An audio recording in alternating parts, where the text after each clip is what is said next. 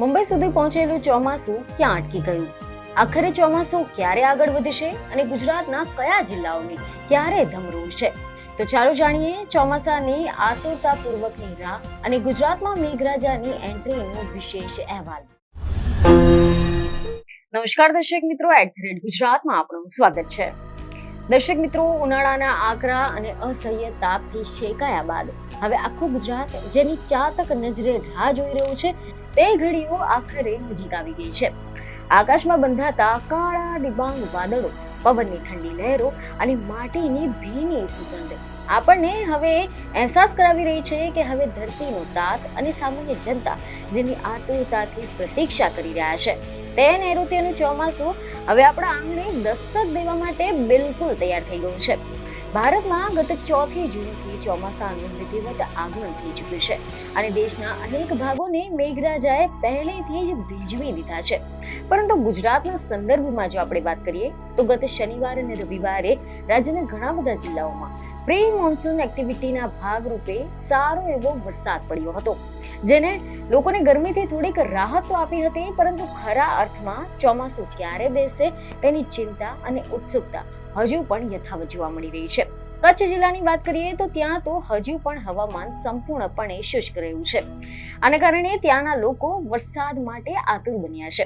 અમુક દિવસો સુધી ચોમાસા પૂર્વના સારા એવા વરસાદના અનુભવ બાદ રાજ્યમાં ફરી એકવાર વાતાવરણ શાંત પડી ગયું છે અને અમુક જિલ્લાઓમાં માત્ર છૂટાછવાયા સ્થળોએ જ હળવાથી મધ્યમ વરસાદી ઝાપટા જોવા મળ્યા હતા. આવી સ્થિતિમાં પ્રશ્ન એ થાય છે કે મુંબઈ સુધી પહોંચેલું ચોમાસું આખરે ક્યાં અટકી ગયું? તે ક્યારે આગળ વધશે અને ગુજરાતના કયા જિલ્લાઓને ક્યારે ધમરોળશે? આ તમામ સવાલોના જવાબ હવામાન વિભાગે પોતાના લેટેસ્ટ બુલેટિનમાં આપ્યા છે, જે આજે આપણે આ વિશેષ વિડીયોના માધ્યમથી વિગતવાર જાણવાના છે. તો દર્શક મિત્રો, મીડિયા અહેવાલ અનુસાર હવામાન વિભાગના સત્તાવાર અહેવાલો મુજબ એવું જાણવા મળી રહ્યું છે કે હાલમાં તો ગુજરાત તરફ આગળ વધી રહેલું ચોમાસું ગત 8મી જૂનના રોજ મહારાષ્ટ્રના અમુક ચોક્કસ વિસ્તારો તરફ કેન્દ્રિત થયું હતું અને ત્યાં જ સ્થિર થઈ ગયું હતું. સિસ્ટમ થોડી નબળી પડવાના કારણે અથવા તો સાનુકૂળ પવનોના અભાવના કારણે ચોમાસાની ગતિ ધીમી પડી ગઈ હતી.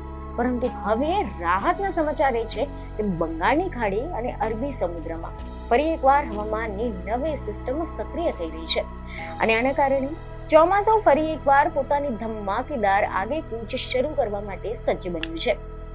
હવામાન વિભાગનું સ્પષ્ટપણે કહેવું છે કે ચોમાસું આગળ વધશે અને મહારાષ્ટ્રના કેટલાક વધુ વિસ્તારો તરફ ખૂબ જ ઝડપથી પહોંચી જશે. ખાસ કરીને અરબી સમુદ્રની આસપાસના વિસ્તારો એટલે કે કોંકણ અને ગોવામાં આજે અને આવતીકાલે એટલે કે 23 થી 24 જૂનની આસપાસ ભારેથી ભારે વરસાદની ચેતવણી પણ આપવામાં આવી છે. આના સિવાય માયાનગરી મુંબઈમાં પણ આગામી 2-3 દિવસમાં જ વરસાદની ગતિમાં મોટો વધારો જોવા મળશે.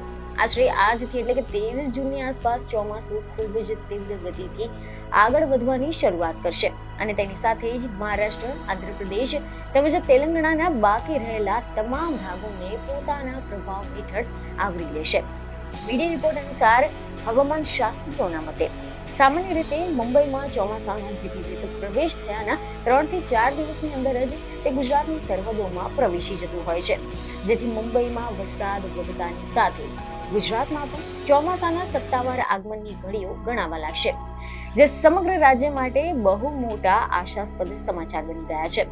હવામાન વિભાગે 21 જૂનના રોજ રિલીઝ કરેલા પોતાના સત્તાવાર બુલેટિનમાં આગામી કેટલાક દિવસો માટે જિલ્લાવાર વરસાદની ખૂબ જ મહત્વની આગાહી કરી હતી, જેના પર જો આપણે નજર કરીએ તો આ બુલેટિન અનુસાર આજે એટલે કે 23 જૂનના રોજ પણ વરસાદનું જોર યથાવત રહેશે.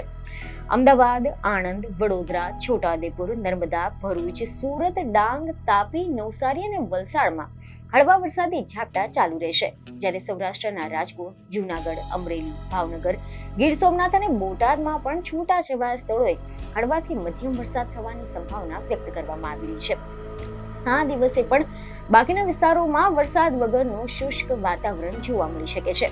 ત્યારબાદ આવતીકાલની એટલે કે 24 જૂનની સ્થિતિ પર જો આપણે નજર કરીએ તો વરસાદની તીવ્રતા અમુક ચોક્કસ વિસ્તારો પૂરતી સીમિત થતી જણાશે, કારણ કે 24 જૂનના રોજ મુખ્યત્વે દક્ષિણ ગુજરાતના સુરત, ડાંગ, તાપી, નવસારી અને વલસાડ તેમજ સૌરાષ્ટ્રના અમરેલી, ભાવનગર અને ગીર સોમનાથ જિલ્લામાં છૂટાછવાયા સ્થળોએ હળવાથી મધ્યમ વરસાદ ચાલુ રહેવાનો છે.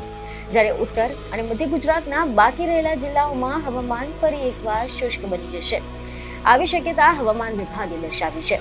ચોમાસાની વૈશ્વિક ગતિવિધિઓ પર જો આપણે નજર કરીએ તો પછી હવામાન વિભાગના બુલેટિનની માહિતી અનુસાર નૈઋત્યનું ચોમાસું આજથી કદાચ મહારાષ્ટ્ર, તેલંગાણા, ઓડિશા, ઝારખંડ, બિહાર અને છત્તીસગઢના વધુ ભાગો સુધી આગળ વધે તેના માટેની અત્યંત સાનુકૂળ સ્થિતિ નિર્માણ થઈ ગઈ છે.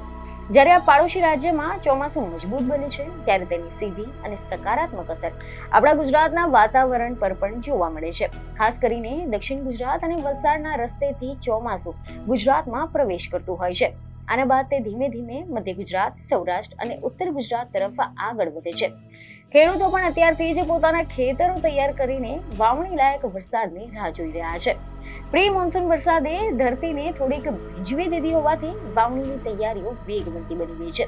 પરંતુ જો આગામી દિવસોમાં હવામાન વિભાગની આગાહી મુજબ સમયસર અને નિયમિત ચોમાસું બેસી જશે તો ગુજરાતના કૃષિ ક્ષેત્ર માટે આ વર્ષે ખૂબ જ આશીર્વાદરૂપ સાબિત થશે. હાલ પૂરતું હવામાન વિભાગની આ લેટેસ્ટ અપડેટ નાગરિકો માટે આશાનું કિરણ લઈને આવી છે કે આગામી થોડાક જ દિવસોમાં હવે આ અસહ્ય બફારા અને ગરમીના દિવસોનો અંત આવી જશે અને સમગ્ર ગુજરાત મેઘરાજાના અમી છાંટણાથી તરબતર થઈ જશે.